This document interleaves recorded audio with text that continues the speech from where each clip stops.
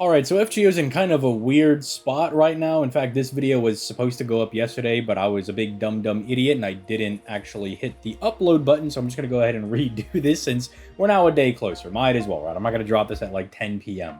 But right now, we're in a weird spot because JP is waiting on an event, and we also have the 8th anniversary coming in on the NA side of things.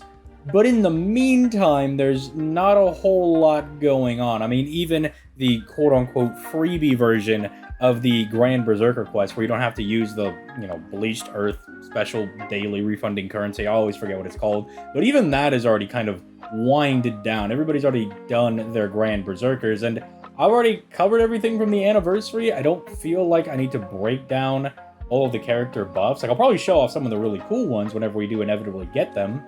But I was looking at stuff to talk about, and I was like, well, I guess there's a summoning banner I can tell people to not summon on. So that's what we're going to talk about in this video. I mean, I'm also contemplating making videos on the Memorial Quest. These are not that hard, but I don't know, maybe we could spruce it up and make it a little bit of fun, because we just got to get to Anniversary. Then that's when all the hype and everything is dropping, which was at least confirmed for the 5th, because that's when Anime Expo is going to be having their FGO panel. That's when Aniplex is going over there. So we do at least, not Aniplex, Lasangu. Sorry, I'm all over the place. But so yeah, I guess we'll just break this down in this video. It's a little bit more chill. You guys can just pop this on in the background as I kind of talk about these characters. And if you're a newer player, I guess this could help some people out. You know, when I read Shinjuku, I was like, I wanted to summon for Moriarty, or maybe you've heard that Da Vinci Rider is like really good and you're wondering, is she worth summoning on? Long and short of it, no. Neither of these characters, I would say, are worth summoning on, given that the Anniversary character blows both of them out of the water. Whether you need an AoE character, you've got that covered in Ace the Savior, Tonalico, Beach Queen Morgan, whatever you want to call her. And if you need a single target, I mean, not only do you have Berserker Castoria, but then you have Chloe, like Chloe Avenger, who is really strong as a single target character. And hey, if you need an Arts Looper, you have Melusine, coming in with like 2 power mods, critting out the wazoo, looping really strong, 80% battery, the whole 9 yards and everything. But if you are, I guess, a dolphin or a whale, and you really like either one of these characters, to just break it down, if you're one of those guys that's like, I spend like a pack on every single banner, then I guess I'll let you know if this is worth it. So Moriarty over here, he's actually pretty solid. I've been running a lot of defense for this guy ever since he came out, because he has this whole mechanic where you need to consume stars in order to get this skill right here, which is a very powerful 50% battery with now a 20% NP damage buff, and it makes the whole party evil with combos really well with this 3rd skill over here that then functionally gives everybody 40% attack. So not only is he going to be pretty strong with the NP damage, that synergizes really well with Oberon, but now everybody is considered evil. So even outside of that, if you have other, teammates like a Doman, right? So you have a chaotic character, but they're chaotic good. This guy can make them chaotic evil by giving them this, and you can do some fun stuff with Doman, as well as giving everybody 40% attack. He's also got a really strong buff over here where I just like characters like this that have the ability to get around all invincibility, all defensive buffs. It's just quite strong. It doesn't matter really what they're doing as long as it's not damage cut or, God forbid, the one boss that actually uses solemn defense. You're going to be able to get around anything. The problem is that it's only 1 turn. I mean, you can recycle it pretty easily with Koyenskaya if that's your prerogative, but it only being 1 turn can be a little bit annoying, but usually it doesn't matter because this guy is doing a pretty good amount of damage, and every follow-up NP is going to do even more damage because 20% defense down that stack. So he's not a bad character. Like, it's not saying, oh, you shouldn't summon for Moriarty because he's bad. It's just the characters that are coming out after him are just kind of crazy. Like, these are the best characters in the year, and frankly, on the one hand, I'm kind of glad they didn't throw out a better banner to try to tempt people with. But on the other hand, who are they trying to get with these? Because I understand Da Vinci, she's a 4th anniversary character. So, put her out before, the newest anniversary. That kind of makes sense. Rerun some of the older Annie characters. But I don't know what Moriarty's doing here. Because Holmes is a 2nd year anniversary character, right? Like, maybe you could have done him and Da Vinci Rider, but maybe it's for story reasons. Like, I kind of think it's funny in a way if they said, well, what if we just replace Holmes with Moriarty, and that would be just hilarious, right? We just have the arch rival steal their spot on the banner. I don't know. shrug. Who knows what they were cooking on that one. But then we also have Da Vinci Rider. Da Vinci Rider does kind of make a good case for herself, because not only is she just an insane looper on her own account, but she also helps everybody else loop as well. Like, as you can see, her skills are chock full of strong effects. Now, we don't have this yet.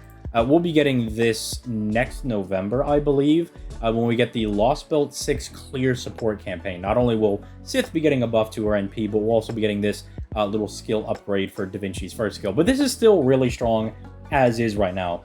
3 instances of debuff immunity that are not tied to, you know, hits. They're just straight up for 3 turns. You can't be debuffed. That's incredibly strong. The fact that she's regenerating HP, and that's the one thing that, you know, Castoria doesn't do if you're running a double Castoria team, is always going to be really strong.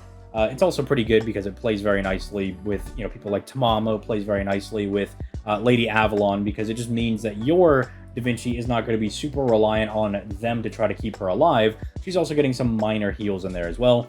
And then 20% NP every single turn. That's a lot of NP, dog. When you're looping as well as this character is, that's a lot to have. Like, that's a little insane. Especially because she's already refunding 20% for the entire party every time you fire her NP. So even though I think her damage isn't the craziest, it's one of the most free teams that if you're doing farming to have Castoria's NP pop. Both of your Castoria's NP popped, which is like 30 to 50% attack depending on the NP level of the Castoria you're using. So that's obviously really good. And then the other thing over here that I think is just absolutely nasty is a 30% NP damage buff for the entire party, 1 stage of overcharge for everybody, and also just 10% battery for everybody. Screw it, why not? Just give them all of the most nutty buffs in the game. This does mean that if you're using her with supports, someone like Lady Avalon is dropping more stars, Tamamo is going to be refunding more NP on her overcharge, Castoria is giving you an extra hit of solemn defense. Not a bad skill. I mean, it's pretty dang good. And then this is just nice. I mean, she doesn't really need it too much, but it will pair very nicely with the first skill over here, because now she'll actually be providing pretty much 30 stars, because everybody will get the 10 critical stars, so 30 stars a turn, as long as all of your team members with this are still alive. Being backed up by 50% crit damage ain't bad, especially when you also consider that you've got Lady Avalon to give you that fat 100% crit damage buff for a turn. So these are not bad characters. It's not like, oh, you're a dumb dingus if you summon on these banners. It's just, why bother, right? Summer and Anniversary are literally, what, like 7 days away at this point?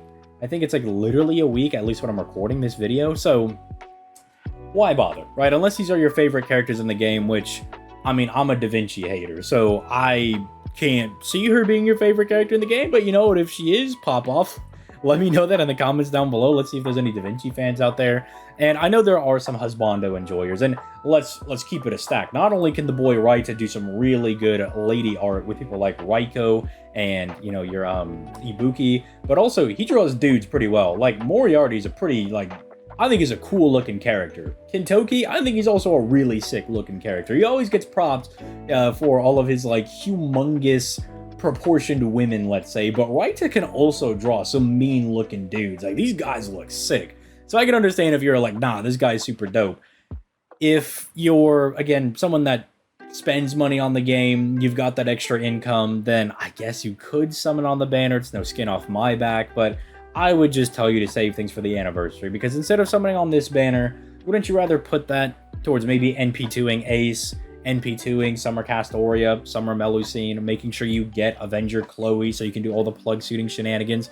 You know what I mean? Like, you might as well just summon on those things. But yeah, I guess with that being said, that's pretty much it for today's video, right? This really should have been yesterday's video, but hey, I'm stupid and I didn't hit the upload button. So it's going up today on Saturday. So I guess let me know if you're summoning on this banner. I know there's always going to be that one guy who said I did one ticket on the banner and somehow pulled NP5 Moriarty. I just defied fate and logic and everything that Lasengel holds dear and just robbed them blind. And you know what? I'm happy for that guy. But you should have saved that luck for the anniversary and for summer. So let me know all that in the comment section down below. And I guess with all that being said, I think we're going to go ahead and get out of here. So, you know, you guys have yourselves a nice rest of your day, and I'll catch y'all in the next one.